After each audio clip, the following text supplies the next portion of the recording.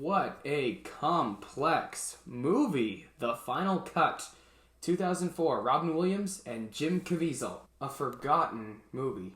Is it a masterpiece? No. But is it worth watching again? Yes. This is actually one of my favorite Robin Williams movies. I saw it 5 times. I saw it 2 times the first because it really got complex afterwards. It started off as a simple, easy to follow movie, but then at one point it became very confusing. Okay, so what is The Final Cut about? Well, Robin Williams plays a cutter. Okay, so this movie is set in the future. So in the future, of course, this is science fiction and a thriller at the same time. In this movie, it features a man known as a cutter. What cutters do is okay, so in the future, pregnant mothers have the option to take a camera, and the camera will be placed inside the fetus of their unborn child. And what this camera does, it documents the child's entire life, from birth to death. Now, cutters, think of them as editors. Cutters, they will take the footage of that recently deceased individual, take out all the bad footages, such as take out all the mistakes they did in high school, and they just edit it and leave in all the great things. So cutters are quite biased. A lot of people, and yes, this movie does show how a lot of people detest or despise the idea of having these camera implants known as Zoe implants or Zoe chips.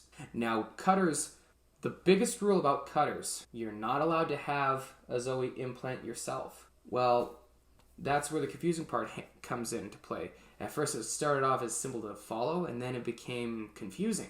Because our cutter, his name is Alan. Once again, Robin Williams plays a guy named Alan. Just watch Jumanji.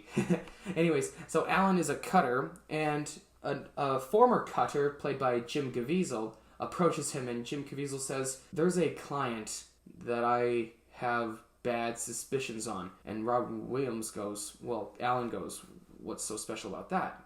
Jim Caviezel says, "I know there's something shady about this recently deceased man." And Robin Williams says, "What could possibly be so shady about this guy?" Well, he does his job. What Jim Caviezel wants are all the videotapes of this recently deceased individual, because Jim Caviezel knows, or is aware, the man who recently died was a predator. And sure enough, we find out this man who recently died was a predator. But of course, Alan deletes it, and he wants the footage for the funeral so that he can give it to the family of that recently deceased man. Now, while he's coming across all these footages, he comes across a footage of a man who looks like a childhood friend of his who passed away, or so he thought passed away.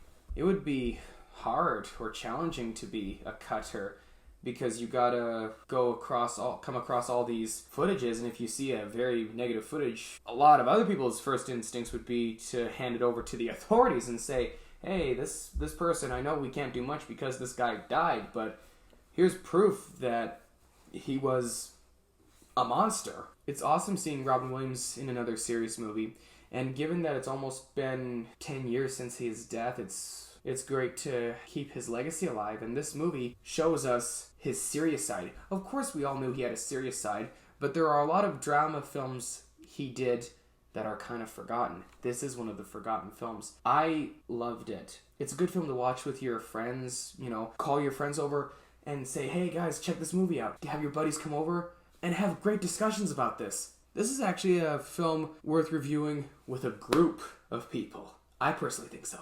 At first, I didn't like The Final Cut because it is one of those movies where you easily get confused. You take your mind off of the subject just for a little bit, and it all just goes away. You're lost. You're going, what just happened here? I thought we were... Wait, what? Yes, you are going to have to rewind. You are going to have to rewatch. When I knew that I had to rewatch it for the second time just so that it could make much better sense, I loved it. I liked the idea. I said, "Oh, sweet, I get to rewatch this again, and see Robin Williams all over again, like that." So I wouldn't say this is my favorite Robin Williams movie, but it's one of my favorites. So for that, I'm actually going to say 8 out of 10 film cameras. Yes, there was a confusing bit, but I sure loved it from start to finish. The screenplay just draws you in.